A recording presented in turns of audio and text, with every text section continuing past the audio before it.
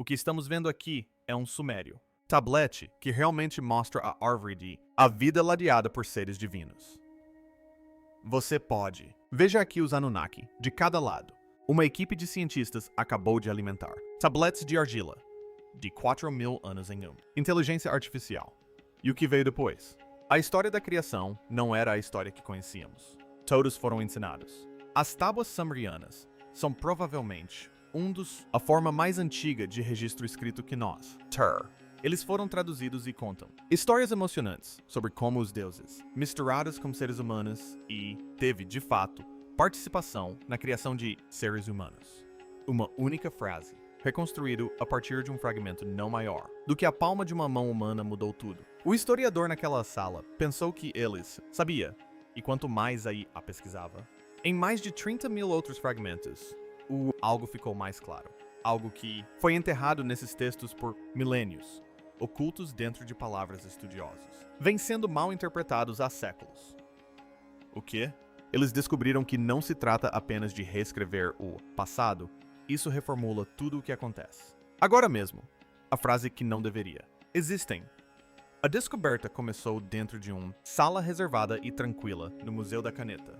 Pequeno fragmento de argila, conhecido como CBS 1386, tinha sido armazenado ali por décadas. Os registros do museu mostram que era escavado no início do século XX. Existem mais de 500.000 tabuletas de argila, escondidos em museus ao redor do mundo, contendo a primeira gravação do mundo, de um sítio arqueológico ligado à antiga Suméria. Assentamentos no sul do Iraque.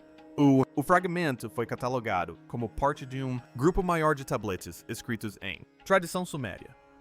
Era do tamanho de uma palma romana. Sua superfície estava rachada e lascado. Pesquisadores mais antigos acreditavam nisso. Continha apenas marcas contábeis danificadas. Nada daquilo parecia importante. Foi tratado como um pequeno pedaço de detrito de um tablet maior que havia sido perdido há muito tempo. Uma equipe de pesquisadores decidiu para escanear os fragmentos com um novo sistema de inteligência artificial. Inteligência artificial reconstruiu o que faltava. Marcas em cunha no fragmento. Isso aconteceu. Comparando as notas com milhares de sinais sumérios confirmados da antiga período babilônico. Quando o sistema concluiu a reconstrução, uma reconstrução completa, a frase apareceu. Os funcionários na sala não entendiam o que eram. Olhando para... A frase era simples e muito claro. Dizia: o sétimo. A tentativa falhou porque começou a falar, antes que fosse permitido.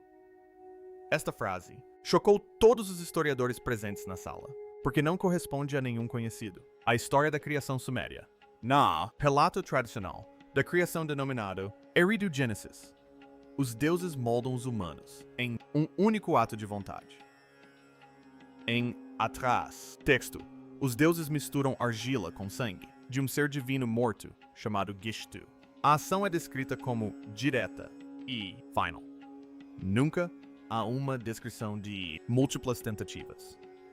Nunca há nenhuma menção de fracasso ou de um ser humano. Falar cedo demais é uma violação. Isso. Uma única frase minou toda a ideia de uma única criação divina. Isso sugeria que os humanos não foram formados em um momento perfeito, mas foram produzidos por meio de repetidas tentativas, cada uma testada e avaliado como um resultado planejado. Os pesquisadores verificaram a gramática e comparei com tablets confiáveis do antigo período babilônico. Eles se concentraram sobre os formatos de cunha, ângulos de traço, sinal, espaçamento e a forma como cada símbolo conectado ao próximo. Essas características correspondiam aos hábitos de escrita conhecidos de escribas treinados daquela época. As impressões em cunha tinham a mesma profundidade, largura e padrões de expressão, observados em tabletes verificados datados de 1900 e 700 a Cristo. A superfície da argila apresentava o mesmo, textura envelhecida como outros comprimidos disso. A pátina tinha o mineral correto. Acúmulo que se forma somente após muitos séculos. Não havia ferramentas modernas, marcas em qualquer lugar do fragmento. A inteligência artificial também foi analisada. A varredura digital para detectar irregularidades e não encontraram nenhum. Especialistas humanos examinaram o seu tablet físico e confirmou que o material marcações e geral. As condições eram consistentes com as autênticas, antigas tábuas babilônicas. Nada, não. Fragmento sugerido como falsificação ou posterior. Alteração. A sentença gerou um problema assustador. Se esta linha descreveu uma sétima tentativa, então algo deve ter vindo antes disso. Mas foi aí que a equipe se deparou com problemas. O fragmento não mencionou quaisquer tentativas anteriores. Só mostrou o resultado de uma falha. Isso impulsionou a equipe em uma direção mais profunda. Era necessário encontrar a outra tentativa fracassada na criação. Evidências de múltiplas origens antigas. Modelos humanos. Após a frase sobre aquele pequeno pedaço de argila, o fragmento fez a sala inteira tremer. A equipe não podiam parar por aí. Eles alimentaram 30 mil fragmentos de tablet inseridas na IA. Hoje, um sistema de IA revolucionário está fazendo o impossível, traduzindo, não uniforme e revelando mais sobre quem estava realmente aqui antes de nós. Peças armazenadas em museus por toda Londres, Berlim e coleções particulares que tinham, nunca foram devidamente examinados em conjunto. Eles estavam procurando por padrões. E o quê? A IA descobriu algo que nenhum ser humano jamais encontraria. O pesquisador jamais havia percebido isso. Não porque as pistas não estavam lá, mas porque não. Ninguém jamais examinou todas as 30 mil peças, ao mesmo tempo, enterrado em tábuas, de cidades diferentes e diferentes. Ao longo dos séculos, as mesmas palavras continuaram a aparecer, nos mesmos contextos estranhos. Palavras que estudiosos já tinham visto isso 1000 vezes e traduzido casualmente sem um segundo. Pensamento. Mas a IA percebeu que as palavras não estavam sendo usadas da maneira normal. A linguagem funciona. Eles estavam sendo usados. A maneira como uma fábrica usa códigos de produto. O primeiro grupo identificado pela IA foi humanos construídos exclusivamente para atividades físicas intensas. Trabalho. Não empregado para isso. Não designado para isso. Para isso. Construído para isso. Estes não eram trabalhadores que escolheram uma profissão ou conseguiram, contratados para um emprego. Eles estavam listados no tablet da mesma forma que equipamentos, listado em um inventário, como uma categoria de coisa, não um tipo de pessoa separada de todos os outros, sem registros familiares, sem nomes pessoais, sem identidade, além de sua função. Especialmente porque, juntos, eles formam um dos maiores corpos de texto não traduzidos em humanos, história. E o texto vem de um dos momentos mais importantes da humanidade, história. Mas o que confirmou o verdadeiro horror de o que esses seres eram veio de a história da criação mais antiga da Mesopotâmia, texto chamado Atraces. Nele, deuses juniores estavam trabalhando para séculos, cavando canais, cultivando a terra, mantendo a terra, e eles chegaram ao seu limite. Eles se rebelaram, jogaram fora suas ferramentas, e se recusou a continuar. Então, os deuses se reuniram e tomaram a decisão de que deve deter toda pessoa que já tenha feito isso. Acreditava-se que os humanos foram criados por amor, ou o propósito divino foi interrompido abruptamente. Eles decidiram criar algo novo. Algo com um corpo forte e uma mente simples. Algo que cavaria, transportar, carregar e cultivar para que os deuses nunca mais ter que fazer isso. Os humanos não eram nascidos da admiração ou da intenção. Eles eram fabricados como solução de mão de obra porque seres poderosos estavam exaustos e precisava que o trabalho fosse feito. Cada criação, história que você já ouviu, cada imagem de Soulsou, um Deus amoroso dando vida a algo sagrado. O Atrahasis destrói. Tudo isso em uma única decisão. E os comprimidos confirmam que este primeiro grupo os seres humanos existiam exatamente para esse propósito. Registrados não como pessoas, mas como uma categoria de força de trabalho. Os escribas chamados Lu, o segundo grupo estava escondido à vista de todos durante séculos, mal interpretada por todo estudioso que os encontrou. O nome deles sempre foi traduzido como significa simplesmente pessoas de cabelo escuro, e os historiadores presumiram que era apenas um termo geral para a população em geral. Nada a investigar, nada. Alarmante, apenas um rótulo para o comum, cidadãos. Mas a IA percebeu algo que nenhum pesquisador humano havia detectado. Este rótulo apareceu quase exclusivamente em registros agrícolas. Campo, medições, produção da colheita, atribuições de irrigação, sempre anexadas, para cargas de trabalho fixas em terrenos específicos, áreas, não eram cidadãos sendo contadas. Eram unidades sendo gerenciadas. Mapeado em relação à terra, da maneira que um agricultor mapeia o gado em relação ao pasto. Alguém estava calculando exatamente quanto trabalho seria necessário. Cada unidade humana poderia extrair de cada terreno. Não havia ninguém, histórias a elas associadas, nenhuma social, registros, nenhuma evidência de vidas além. Sua produção. A diferença entre uma pessoa e um recurso é simples. Você escute uma pessoa e você medirá recurso. Cada tablet que foi mencionado, este grupo apenas os mediu. Os antigos escribas os registraram como SAG. GigaH. O terceiro grupo é o único. Isso deveria te perturbar mais, porque o que lhes foi feito vai além do trabalho. E além da agricultura, em algo mais que parece que pertence a um pesadelo. Seu nome se traduz como algo que soa quase clínico, até você se sentar e refletir sobre o que realmente é. Significa. Eles eram chamados de esticados. A IA encontrou o nome deles anexado, exclusivamente para trabalhos em túneis, estreitos, passagens subterrâneas, águas profundas, canais, espaços sufocantes abaixo, fundações de templos onde nenhum ser humano normal, o corpo poderia se mover confortavelmente ou sobreviver por longos períodos. Essas não eram pessoas que por acaso trabalhavam no subsolo. Estes eram corpos que apareciam com base no textos de criação para terem sido fisicamente projetado para espaços subterrâneos, com proporções diferentes, construído para ambientes onde ficar em pé nunca fez parte do projeto. E os textos antigos eram brutalmente honestos sobre como eles passaram a existir. Os Atrahasis descreveram as primeiras tentativas humanas de simplesmente saiu errado. Membros desiguais, corpos que não conseguiam se mover corretamente, formulários que não correspondiam ao que era necessário. Feito, testado e rejeitado. Esses três. Palavras usadas em sequência, as mesmas. Linguagem que você usaria para um defeituoso. Produto em uma linha de montagem, exceto eram corpos vivos. E mais do que descartá-los completamente, seja lá o que for. Criaram-nos e olharam para estes deformados. Seres e, de qualquer forma, encontraram uma utilidade para eles. O espaço é muito apertado e muito escuro para qualquer outra coisa. Eles não foram libertados. Eles foram realocados.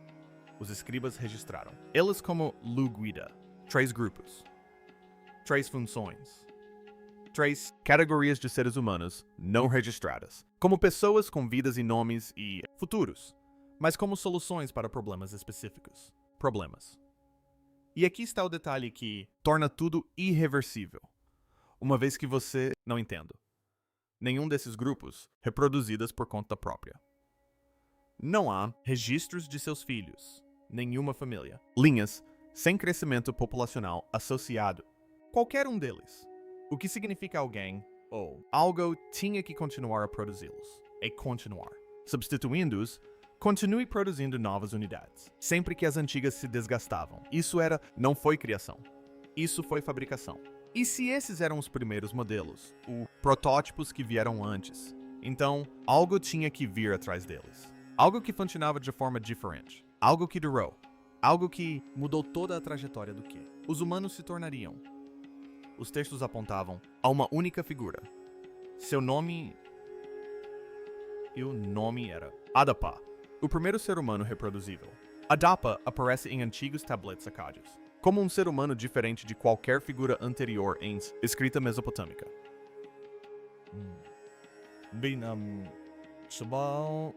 stories preservadas em tabletes encontrados em Amarna. Estas tábuas descrevem uma criação que não segue o padrão observado no grupos humanos primitivos. A Dipa é tratada como um modelo deliberado e avançado, não um Trabalhador simples. Suas habilidades se destacam. Imediatamente. As tábuas o descrevem como possuidor de sabedoria imensurável e da capacidade de compreender os mandamentos do céu e da terra. Nenhum ser humano anterior recebeu tais atributos. Os humanos anteriores cavavam, carregavam e obedeciam. Adapa pensa, interpreta e decide. Ele não foi criado em um único ato divino. Ele foi produzido como uma evolução. O primeiro ser humano projetado para funcionar além do trabalho braçal. As tábuas identificam Ea como o criador de Adapa.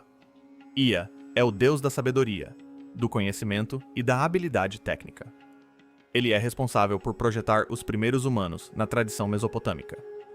Ea cria Adapa na cidade de Eridu e o ensina deveres que exigem pensamento avançado. Adapa aprende práticas rituais, registro de informações e a administração dos assuntos do templo. Isso é importante porque esses deveres, mais tarde, se tornam responsabilidades de sacerdotes e governantes. Tais funções não aparecem antes da entrada de Adapa nos registros. Os textos mostram que Adapa é o primeiro humano capaz de realizar trabalho administrativo, o que marca uma grande mudança no que era permitido aos humanos fazer. Outra grande mudança ocorre com a capacidade de reprodução de Adapa. Os grupos humanos anteriores descritos em Atrahas não se reproduzem. Seus corpos são moldados repetidamente pelos deuses. São criados quando necessário e substituídos quando falham. Adapa é completamente diferente. As tábuas o descrevem como pai de filhos.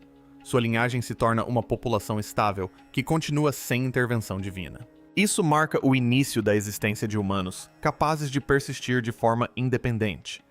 Isso também marca o início da capacidade dos humanos de se multiplicarem além do controle divino direto. A história de Adapa toma um rumo mais sombrio durante um evento raramente discutido fora do meio acadêmico. Uma tabuleta descreve como Adapa saiu para pescar no Golfo Pérsico. Um vento forte virou seu barco e o lançou na água. As tábuas registram que Adapa ficou furioso e quebrou a asa do vento sul. Na crença mesopotâmica, os ventos são forças divinas. Danificar um deles perturba os padrões climáticos.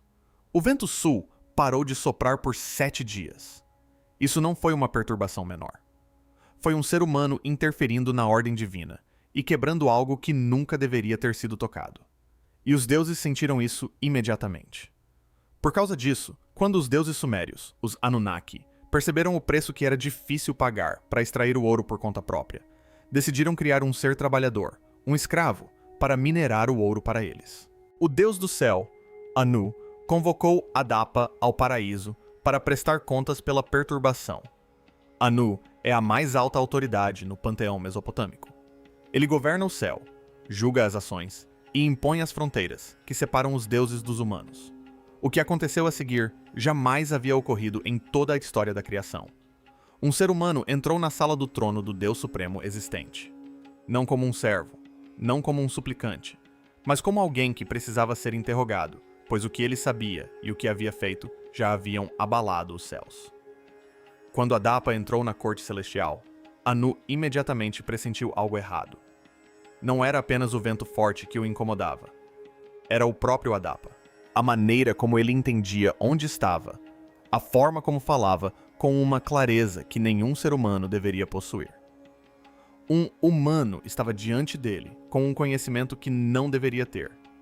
Só isso já bastava para endurecer a expressão de Anu. Conforme o interrogatório prosseguia, Anu percebeu que Adapa sabia coisas que nenhum humano deveria saber. Ele entendia procedimentos sagrados. Ele entendia a ordem celestial. Ele entendia regras que somente seres divinos tinham permissão para aprender. E a cada resposta que Adapa dava, o ambiente ficava mais frio.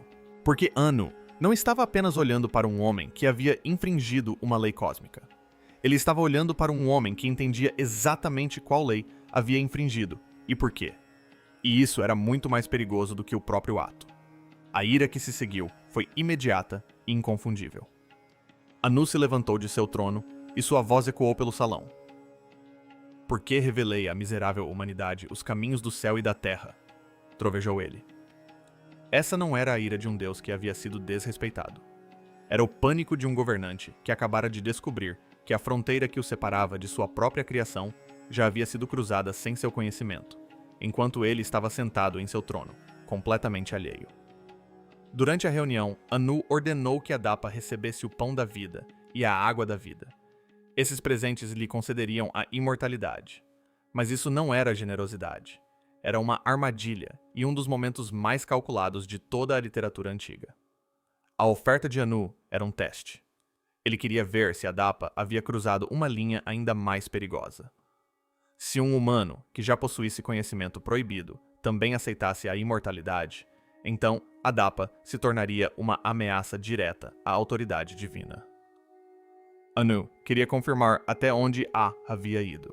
Adapa recusou ambos porque o havia avisado antes da jornada que a comida e a bebida no paraíso poderiam ser mortais.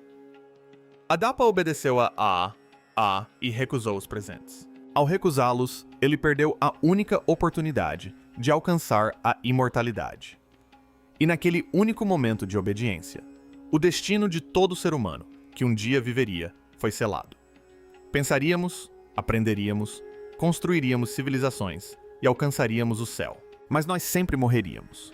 Não porque a morte fosse natural, mas porque fora decidida naquela sala, naquele dia, pelo Deus que temia o que um ser humano imortal e pensante se tornaria. Uma imortalidade bloqueada porque ele queria Adapa inteligente, mas controlável. O conhecimento permitiu que Adapa realizasse tarefas avançadas na Terra. A imortalidade removeria todos os limites. Anu sabia que um humano, capaz de pensar e viver como um deus, acabaria por desafiar os deuses. Mas o problema já havia crescido além do que qualquer um deles havia previsto. Seu medo se intensificou quando Adapa começou a ensinar os outros. Aconteceu algo que nem ele mesmo havia planejado. O conhecimento se espalhou, as habilidades se espalharam, a consciência se espalhou. Adapa não era mais uma criação única e controlada. Ele se tornou a fonte de uma linhagem crescente de humanos, capazes de pensar por si mesmos. Ele se tornou, sem a permissão de ninguém, o primeiro professor. E uma vez que o conhecimento passa de uma mente para outra, ele não pode ser recuperado, contido ou apagado. Ia havia construído algo que já havia ultrapassado os limites para os quais fora projetado. Esta foi a primeira vez que Ia viu as consequências de sua própria decisão. O problema se agravou quando Adapa chegou ao céu. Suas respostas calmas, sua compreensão e sua contenção revelaram o quão longe o experimento já havia chegado. Até mesmo Anu reconheceu isso instantaneamente. Ia compreendeu que havia criado a única coisa que os deuses sempre temeram, um humano que poderia alcançar o nível deles se as condições desfavoráveis se alinhassem. Adapa acabou morrendo, como todos os mortais. Mas o perigo não terminou com ele. Seus filhos continuaram a se multiplicar. Aprenderam o conhecimento que ele transmitiu. Ensinaram seus próprios filhos. Em poucas gerações, surgiram comunidades inteiras com habilidades que nenhum grupo humano anterior jamais possuíra. A linhagem tornou-se mais forte, mais inteligente e mais difícil de controlar. E em algum lugar nos céus, os deuses observavam uma população crescendo além de seu alcance e se faziam a mesma pergunta que já haviam feito antes. A última vez que algo que criaram cresceu além do que pretendiam. Eles também tinham uma resposta para isso. Já a haviam usado uma vez e não temiam usá-la novamente. A inundação reiniciou. A antiga história do dilúvio começou com uma reunião. Nas tábuas de Atrahasis, os deuses se reuniram porque a humanidade havia se tornado difícil de controlar. Os humanos se multiplicaram, aprenderam demais e começaram a agir sem supervisão constante. A ordem que antes existia estava se desfazendo. As tábuas registraram a decisão em termos diretos e não simbólicos. Enlil declarou: que o ventre seja fechado, que o povo seja pequeno. Pouco depois, outra frase selou a decisão: destruirei a semente da humanidade. Uma vez estabelecida a ordem, a operação passou do planejamento à execução. O texto descreveu o colapso ambiental em detalhes precisos. As águas subiram do abismo profundo. Frentes de tempestade avançaram do horizonte. Ventos atingiram a terra com força, destruindo as casas de junco ao longo dos rios. Paredes de barro se dissolveram. As cidades foram destruídas. O relato de Atrahasis registrou que a tempestade rugiu sem cessar. A epopeia de Gilgamesh preservou a descrição do momento em que a terra desapareceu sob as ondas. Afirmava que a terra se despedaçou como um vaso, e até os deuses temeram o dilúvio que haviam desencadeado. A destruição se desenrolou em camadas. Primeiro vieram os ventos impetuosos. Eles derrubaram campos e arrancaram telhados de edifícios. Depois veio a chuva, descrita como tão densa quanto formações de batalha. A chuva caiu com tanta força que as pessoas não conseguiam respirar. Em seguida, as águas subterrâneas jorraram para a superfície.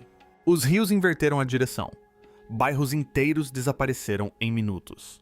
As pessoas tentaram escalar muros, colinas e plataformas de templos, mas a água subiu mais rápido do que conseguiam se mover. Tabuletas posteriores forneceram um relato direto e perturbador do que aconteceu. As águas da enchente atingiram com tanta força que corpos foram erguidos do chão e arrastados pela correnteza como destroços. Terras férteis se transformaram em águas profundas e turbulentas, em questão de segundos. Animais presos em seus currais de madeira não tiveram chance de escapar. O chão sob seus pés se abriu e os currais caíram direto na enchente.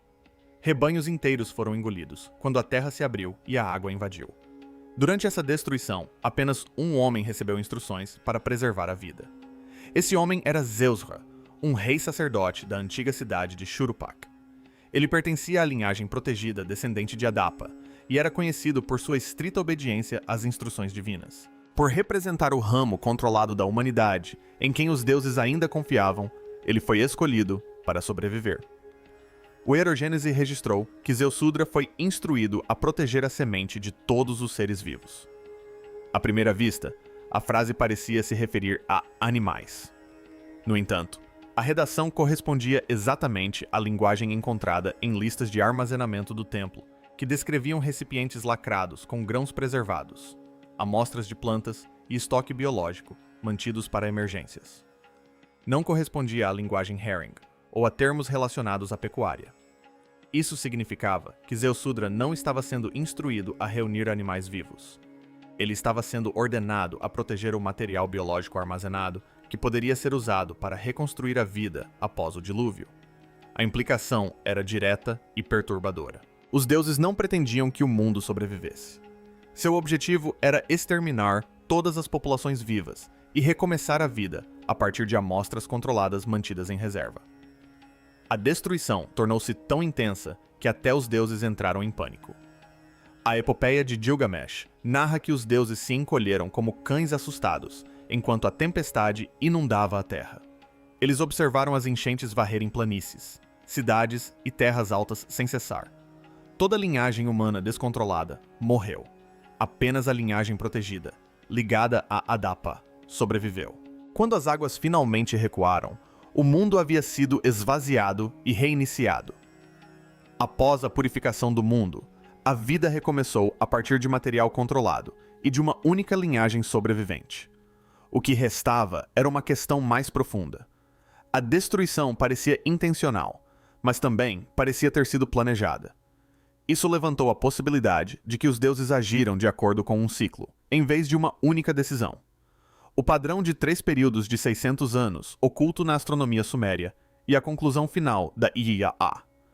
Havia mais uma coisa escondida nas tábuas que os pesquisadores quase deixaram passar. E é indiscutivelmente a descoberta mais perturbadora de tudo o que a EA revelou. Não porque descreva algo que aconteceu há milhares de anos, mas porque descreve um padrão repetitivo, previsível e matematicamente consistente de colapso e reinicialização, que os antigos sumérios não só conheciam, como também registraram abertamente em seus textos astronômicos, suas histórias da criação e seus registros políticos. E ninguém os conectou até que uma máquina os leu todos ao mesmo tempo. A IA começou com as tábuas astronômicas, especificamente os antigos mapas estelares e registros de observação do céu que os escribas sumérios mantiveram com precisão obsessiva durante séculos. Esses escribas registravam os movimentos de todos os objetos visíveis no céu, da mesma forma que os cientistas modernos rastreiam satélites metodicamente, consistentemente, e com a clara compreensão de que o que se movia no céu tinha consequências diretas para o que acontecia na Terra. Entre todos os objetos que registravam, um continuava aparecendo com uma descrição que se destacava de todas as outras. Os escribas o chamavam de Estrela da Travessia. Descreviam-no como o ponto por onde os deuses passam. E o rastreavam com a mesma calma e regularidade prática que usavam para a Lua e os planetas, o que significa que não o estavam mitificando. Eles o esperavam. Sabiam que ele retornaria. Sabiam o que viria com ele. Eles registraram isso da mesma forma que se registra uma temporada de tempestades. Não porque se possa impedi-la, mas porque é preciso saber quando ela está chegando. Agora, é aqui que a coisa começa a aparecer menos com a astronomia antiga, e mais com algo que deveria aterrorizar todas as pessoas vivas hoje. A cruzou cada aparição da Estrela da Travessia nas tábuas com um número específico que continuava aparecendo nos mesmos textos. Esse número era 3.600. Em sumério, era chamado de Sar. Os estudiosos sempre o trataram como uma simples unidade numérica, nada mais do que um termo de contagem usado em registros administrativos. Mas a IA percebeu algo que nenhum pesquisador humano jamais havia notado. O número 3.600 não aparecia aleatoriamente. Ele aparecia especificamente e repetidamente nas mesmas tábuas que continham avisos, presságios e descrições de grandes convulsões. Aparecia perto de registros de inundações. Aparecia perto de registros de incêndios e fomes. Aparecia perto de registros de reis, perdendo o poder e cidades silenciando. A IA gerou uma linha do tempo baseada puramente em onde esse AR aparecia, em conexão com a estrela que cruzava todos os 30.000 fragmentos. O que essa linha do tempo produziu não deveria ser possível. Os intervalos coincidiam não apenas aproximadamente, mas com uma precisão que deixou a equipe de pesquisa em silêncio. Por volta de 2200 a.C., o Império Adiano, uma das civilizações mais poderosas que o mundo antigo já produziu, entrou em colapso quase da noite para o dia, durante uma crise ambiental que os historiadores nunca explicaram completamente. Por volta de 1600 a.C., o antigo período babilônico entrou em colapso. Por volta de 1200 a.C., toda a Idade do Bronze final desmoronou simultaneamente em diversas civilizações, com cidades abandonadas, redes comerciais interrompidas e culturas inteiras desaparecendo de forma tão completa que os arqueólogos ainda debatem suas causas. Esses eventos sempre foram estudados como tragédias separadas, com causas distintas. Nenhum pesquisador jamais os havia colocado na mesma linha do tempo e medido as distâncias entre eles. A IA fez isso, e as distâncias coincidiram com os intervalos SAR com uma consistência que não pode ser explicada como coincidência. Não se tratava de um relógio que havia disparado apenas uma vez. Era um relógio que havia disparado várias vezes, pontualmente, ao longo de milhares de anos da história da humanidade. E os antigos sumérios vinham registrando a contagem regressiva durante todo esse tempo. Mas o detalhe mais arrepiante não estava nos registros astronômicos. Estava nos registros políticos. Após cada um desses colapsos, a linha de sucessão suméria fazia algo que não encontra explicação natural em toda a história da civilização humana. Ela recomeçava, não lentamente, não após décadas de caos e recuperação gradual, como de fato acontece em todos os colapsos históricos reais. Imediatamente, uma civilização era apagada dos registros. E então, na entrada seguinte, surgia um governo totalmente formado. Uma nova cidade, um novo governante, um conjunto completo de leis, uma estrutura administrativa funcional, tudo em funcionamento como se alguém simplesmente tivesse desligado um sistema e ligado outro. Sem luta pelo poder, sem período de transição, sem anos de facções rivais disputando o controle, como ocorreu em todas as transferências de poder reais da história da humanidade. Apenas um apagamento e um novo começo que já chegava organizado. A lista do rei apresentava essas transições como normais. A IA-as sinalizava como impossíveis, porque, de fato, são. Não existe um processo natural pelo qual uma civilização inteira entre em colapso e uma substituta totalmente funcional surja imediatamente depois, sem lacunas, sem desordem e sem explicação para a origem da nova estrutura. A menos que a substituta não tenha sido construída do zero, a menos que tenha sido instalada. Quando a IA comparou o momento de cada colapso, cada intervalo astronômico e cada reinicialização da lista de reis em uma única linha do tempo, o que emergiu não foi uma teoria. Era um padrão tão consistente e tão deliberado que o sistema chegou a uma conclusão que a equipe de pesquisa não estava preparada para ouvir. Os sumérios não estavam registrando a história. Estavam registrando um ciclo de manutenção. Um ciclo no qual a civilização humana tinha permissão para crescer, monitorada dentro de limites específicos e periodicamente eliminada, quando ultrapassava o que lhe era permitido. Seguido sempre por um reinício controlado, com um líder pré-selecionado. Um sistema pré-definido e uma população reduzida a um tamanho que pudesse ser gerenciado novamente. Os antigos escribas sabiam da existência desse ciclo. Eles rastrearam o objeto que marcava seu tempo, registraram o número que media seus intervalos, preservaram as histórias que descreviam seu propósito e deixaram tudo isso para trás em 30.000 fragmentos de argila que permaneceram no porão do museu por mais de um século, aguardando algo que pudesse lê-los todos de uma vez e ver o que nenhuma mente humana jamais conseguiu. A IA viu. Quando comparou o momento atual com as mesmas 3 condições que precederam cada colapso registrado, o que encontrou não foi um aviso sobre algo que se aproximava no horizonte. Foi a confirmação de que o horizonte já havia sido ultrapassado. Nossa população é agora maior do que em qualquer outro momento da história da humanidade. O conhecimento se espalha para bilhões de pessoas em segundos. E a tecnologia avançou além de qualquer limite descrito nos textos antigos. Todas as 3 condições se encontraram simultaneamente pela primeira vez, de acordo com todos os padrões preservados nessas tábuas. Já começou. E se o ciclo nunca foi interrompido em 4.000 anos de história humana registrada, nada nesses 30.000 fragmentos sugere que desta vez será diferente.